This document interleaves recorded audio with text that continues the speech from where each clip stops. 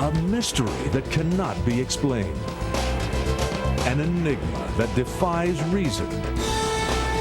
A surprising and unexpected answer.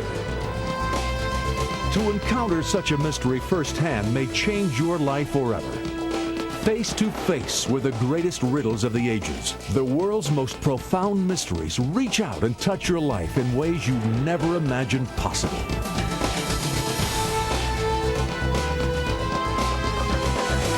Extreme Mysteries. For hundreds of years, for the vast majority of people, their origins were never in doubt. God created both men and women, and that was the end of it. But then in the 1800s, this man, Charles Darwin, after spending several months in the Galapagos Islands among some of the most odd creatures on the planet, concluded that humans must have come about through some sort of natural means, and he wrote a book about it called Origin of the Species. With no more to go on than the musings of Mr. Darwin, certain segments of the scientific community fairly leapt onto the Darwinian bandwagon, spawning a new term, evolution, and declaring the theory scientifically sound. Could it be that the human family actually sprang from some ancient form of monkey? Most people rejected the notion outright, and virtually all religions came to the defense of the Bible and its record of creation. The battle continues to this very day, and if anything, has heated up over the years. But with millions and millions of fossils discovered in the past half-century, shouldn't the argument be over? Haven't there been discoveries of man-like creatures? What about Piltdown Man, Java Man, and just about every student has heard or read about the Neanderthal Man? These discoveries were all hailed at one time as proof that Darwin was right. Has science confirmed these findings? The stunning answers when we come back. For nearly 150 years, various scientific disciplines have waged a vigorous and unyielding war on the fundamental concepts taught in the book of Genesis. Could it be that today the assumptions of the evolutionists are being questioned not just by creationists, but by other scientists as well? Dr. Arthur C. Custance, a Ph.D. in anthropology, is the author of the 10-volume Doorway Papers. He was a fellow of the Royal Anthropological Institute and a member of the New York Academy of Sciences. So basic are these erroneous assumptions that the whole theory is maintained in spite of, rather than because of, the evidence. It has become, in the strictest sense, irrational, yet concepts which challenge the theory are almost never given a fair hearing. But if the basic tenets of the theory of evolution are so easily dismissed by prominent scientists, how could it be that these ideas and concepts have taken such a firm hold on 20th century thinking? What are we missing here? One of the reasons the theory of evolution became so popular is the famous Scopes monkey trial of 1925. This trial pitted William Jennings Bryan against Clarence Darrow in a classic confrontation regarding the teaching of evolution in schools. The paradox that happened during the Scopes trial was that the creationist won. The evolutionary teacher, John Scopes, was convicted and fined, but because of the way the media presented it, it looked like they had more information and they were more acceptable than the creationists, who were made to look like they were imbeciles, like they knew nothing about science. And so from that point on, our society began to accept evolution as a valid thought. And that's how we came to where we are today, where it has taken over in the schools, it has taken over in the public for the most part, because of the way the media slanted it way back then in 1925. In 1922, Harold Cook found a tooth in Sioux County, Nebraska, right near the Colorado border. He thought it looked to him like it was halfway between a human tooth and an ape's tooth, and so he thought, wow, I found the missing link. He built an entire skeleton based on this one tooth, and then built the guy a wife, also based on the same tooth, and was going to use it as evidence in the Scopes monkey trial as proof for evolution. And it turned out later the tooth actually came from a pig. So a Nebraska man was a fraud. Was the Scopes trial the watershed so far as evolution was concerned? Weren't there other findings? Archaeologists have claimed for years that they have been digging up the remains of early versions of man all over the globe. What about Piltdown Man? The Piltdown Man was a deliberate hoax. It was a human skull and an ape's jawbone that they filed down to make them fit together, treated them with acid. It fooled the experts for 40 years. Because what happened, they made castings of these, like this one I'm holding in my hand. This is a casting, actually just plaster. And so you cannot tell where the seams are, what was actual bone, what was clay filled in. The original is locked in a vault someplace under armed guard where nobody ever gets to see that, or very, very rarely. And so for 40 years, the Piltdown hoax was in our textbooks as evidence for evolution. The Neanderthal skeletons that are used as evidence for evolution today are just humans deformed from old age or rickets or arthritis. When the first one was found, the back was bent over, and since man walks upright and apes walk on four legs, somebody thought, wow, this is a missing link, you know, halfway between the two. And it's just an old man with arthritis. But certainly the quest continues. What do new discoveries and new studies reveal about early human remains? Is Neanderthal man still being studied?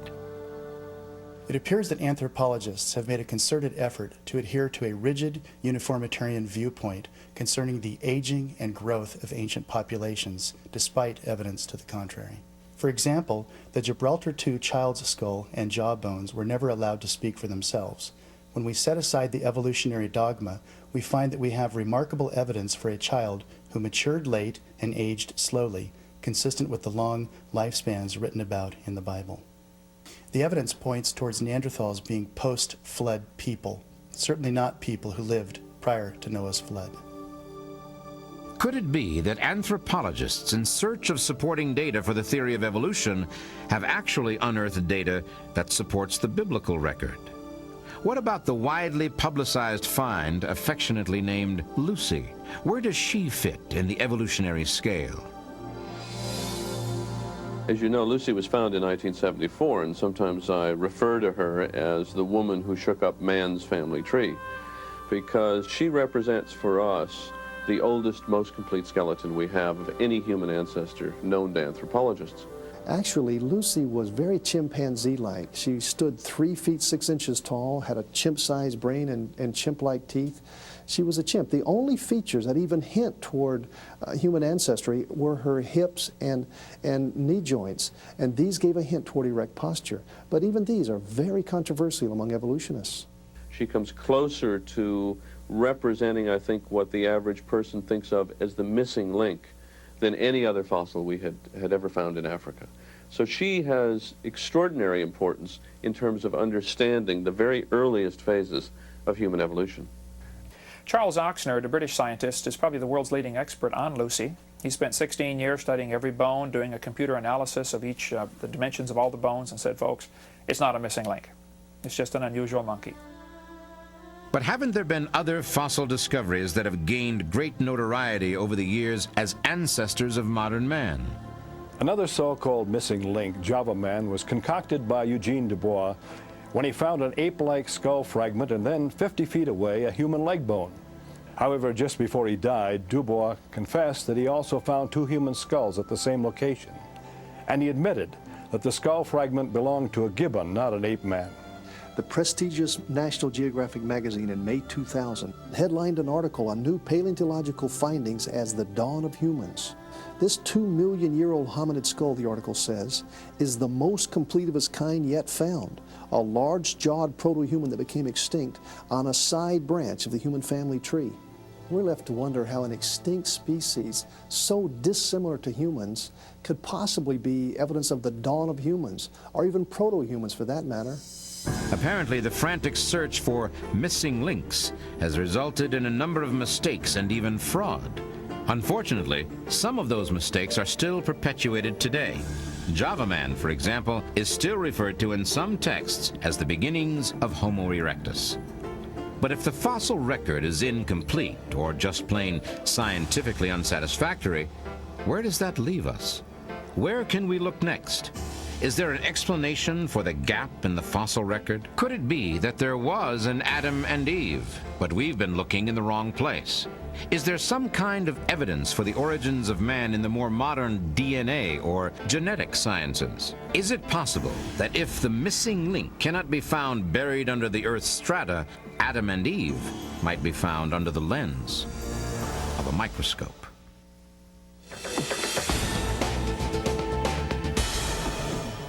Someone once wrote that the formula for evolution was really quite simple. Nothing plus nobody times flying chance equals everything. That was probably said in jest, but in reality, the very serious concept of spontaneous generation is in fact quite similar. This proposition suggests that chemicals plus time equals life, all life. But is either proposition scientifically supportable? One of the fundamental laws in biology is biogenesis, that life comes only from pre-existing life. Now that's a great encouragement to people who believe in creation, but I began my college teaching career as an evolutionist, convinced that chemicals put together life without any outside help at all. Science has convinced me that just won't work. In fact, death might be defined as the triumph of chemistry over biology. When molecules begin to do what comes naturally for them, the result is death, not life. Chemistry may help us understand how we return to dust. It could never explain how we came from dust in the first place. A number of scientists have tried to calculate the mathematical probability of life arising by chance. Sir Fred Hoyle, a British mathematician, estimated the mathematical probability of the 2,000 proteins in an amoeba arising by chance. He estimated the probability of that happening to be 1 chance in 10 to the 40,000th power.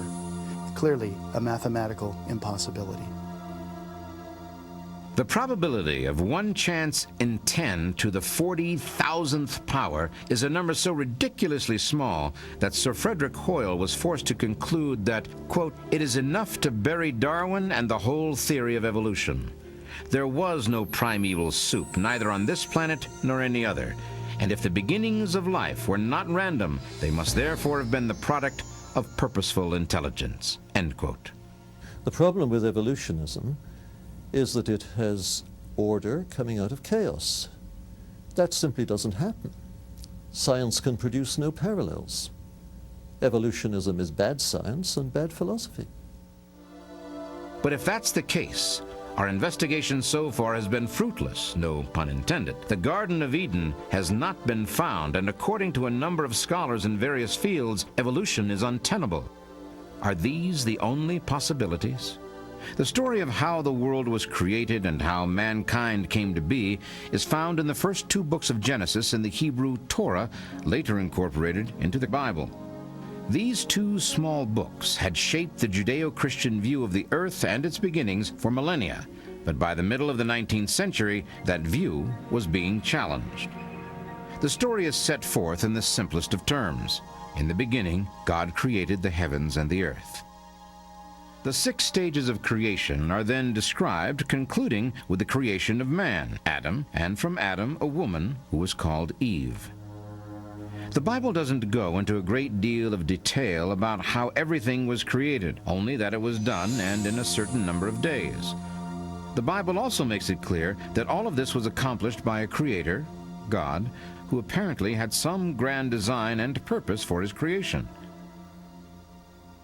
For some reason, he chose a man, Adam, and a woman, Eve, to help him accomplish that grand design. But is the story of Adam and Eve literally true?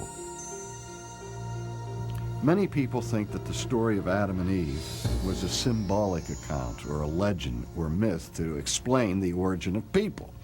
However, the literature of the Bible treats Adam and Eve in the form of writing that is used for historical narratives.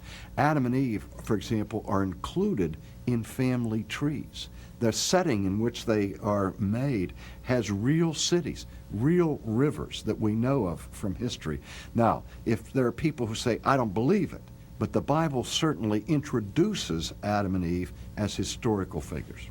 The myth of Adam and Eve is not either true or false. I think that's the wrong way to look at it. It's a myth, by which I mean it's a story to explain to the people of that time and that geographical area where they came from and why they're there and so on. Could it be, as the evolutionists believe, we are here simply because we beat the odds? And if that's the case, how can we account for the gaps in the fossil record? There is now a new conceptualization of the evolutionary process that addresses that problem. It doesn't replace the idea of a primordial soup and all life commencing from nothing, but it does have some interesting implications for the Darwinian concept of natural selection. It's called punctuated equilibria. In contrast to the slow and gradual form of evolution originally proposed, to cover up the fact that the fossil record didn't fit that form, Stephen Jay Gould of Harvard and Niles Eldredge of the American Museum in New York proposed in the early 70s a method or a model of evolution called punctuated equilibria. It suggested vast periods of stasis or equilibrium, no change in the fossil record of individual forms, and then sudden upward changes to a new variety or new species over relatively short periods of time. But that didn't fit the record either, because in either case, transitional forms are needed, and they are not existing. Even Darwin admitted that his own theory was worthless speculation without the all-important fossil proof of transitional forms. It was Archaeopteryx, a fossil found in Bavaria that was intermediate in many of its structures between reptiles and birds. A typical reptilian characteristic was the long, bony tail, absent in modern birds, and teeth. The striking feature that made it like a bird was the presence of wings and feathers. Careful study by paleontologists confirmed that Archaeopteryx was almost a perfect intermediate between reptiles and birds. And so, in a very real sense, this was positive proof of the correctness of Darwin's idea of evolution. The favorite example that my evolutionary colleagues usually give for transitional forms is the creature called Archaeopteryx, and it's supposedly the link between reptiles and birds. But you know, there's been a fossil found here recently of a bird that is 75 million years older than Archaeopteryx. So obviously, Archaeopteryx couldn't be the ancestor of birds. Actually, the evidence is such that evolutionists can't agree on how reptiles evolved into birds. And they certainly don't all agree that Archaeopteryx was the ancestor. The transitional forms that they need simply are not there. But that doesn't stop them. You go to any textbook on evolution, and there's Archaeopteryx, as if it were proof that reptiles evolved into birds. Dr. Stephen Jay Gould, professor at Harvard University, and Dr. Niles Eldredge, the curator of the American Museum of Natural History, have developed a notion that, in the simplest terms, suggests that somewhere in the distant past, a lizard laid an egg and a fully developed bird hatched out and flew away. And it happened so fast, the species didn't leave any geologic trace or any evidence of transitional forms. Let me see if I have this right. The reason we cannot see it happening in the fossil record is because it's happening too fast. And the reason why we cannot see it happening in the fossil record today is because it's happening too slow, or possibly it never happened at all.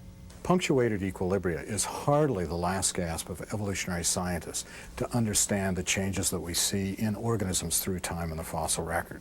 Punctuated equilibria allows us to understand gaps in the fossil record. It's one hypothesis among many that helps us to explain change through time. The theory has been around now for nearly 2 decades and is probably as controversial today within the scientific community as it was when it was first proposed. In the introduction, the authors point out that, quote, our several distinguished biologists are unable to agree on a common definition of the constituent elements of punctuated equilibrium. On the same page, Dr. Anthony Hoffman identifies 3 versions of the theory as entirely trivial, blatantly false, and empirically untestable. Yet the theory does have its supporters. A new and better understanding of evolution has emerged in recent years, known as punctuated equilibria. And this contrasts a notion of a gradual change over time with the fact that quite frequently in major groups of organisms there is a rapid change in the varieties present, followed by a long period of which there is little or no change. I think that this whole idea of punctuated equilibrium, it's nothing more than a desperate attempt to salvage evolution theory. Is that true? Are new scientific disciplines and studies blowing holes in evolutionist ideas? Among the best known of these new disciplines are the fairly recent scientific developments in the fields of genetics and DNA. Can their contribution to the argument help resolve the controversy? One of the more amusing things you hear these days is that the DNA of man and chimpanzees is something like 98% identical. As a geneticist, I can tell you, you're not even that closely related to yourself. The DNA you inherit from your mother, the DNA you inherit from your father are at best about 93% similar. But think for a minute about a cloud. A cloud is 98% water. A watermelon's 98% water. Jellyfish is 98% water. Using the logic of an evolutionist, you'd have to say there's no difference between a watermelon, a cloud, and a jellyfish. Yeah, we know there are big differences. Suppose there were only a 2% difference. If that 2% DNA told the other 98% what to do, wow, what a difference there would be. In fact, we're so special that each one of us has our own unique DNA fingerprint. As a practical matter, we can say that neither the human nor the chimp DNA has been anywhere near fully sequenced, so a proper comparison can hardly be made. But have DNA studies yielded any results in the scientific quest to discover the real Adam and Eve? The data on DNA has been very helpful in showing that all people came from one woman we might call Eve, but the date has always been controversial. Back in 1987, a group out at Berkeley suggested that the differences may have arisen over 100 to 200,000 years. But more recently, scientists have discovered that DNA in mitochondria changes about 20 times faster than previously assumed. In 1998, a study was done that showed that changes in mitochondrial DNA occur more than 20 times faster than previously assumed. It now looks as if Eve may have lived just 6,000 years ago. And what about Adam? Are there any genetic clues? When we look at the DNA of mitochondria, we can trace our female ancestor all back to one woman called mitochondrial Eve. Well, scientists said, let's try it with the father. We can take the Y chromosome, which men have and women don't, and sure enough, we all come from one father, and it's common to call that first father Adam. But here's the problem. Originally, when they did the dates for the first woman and the first man, they were about 100,000 years apart. Now, talk about sitting around on a Saturday night waiting for the phone to ring. That doesn't look like that would really work. Fortunately, new evidence has brought those dates much closer to the present time. Well-known evolutionist at Berkeley once said that it looks like there are very few differences among human beings. As he put it, we all got off the same boat not so very long ago. I think he may have said a lot more than he really intended. At the moment, only one thing seems certain. The argument between creationists and evolutionists is far from over, and neither side shows any signs of retreating from their position. Still, the pendulum of knowledge and understanding is never at rest, and for the moment at least, it seems to be swinging back toward an interpretation compatible with the Genesis account. Perhaps the renowned modern astronomer Robert Jastrow had it right after all when he said, "For the scientist who has lived by his faith in the power of reason, the story ends like a bad dream. He has scaled the mountains of ignorance. He is about to conquer the highest peak. As he pulls himself over the final rock, he is greeted by a band of theologians who have been sitting there for centuries."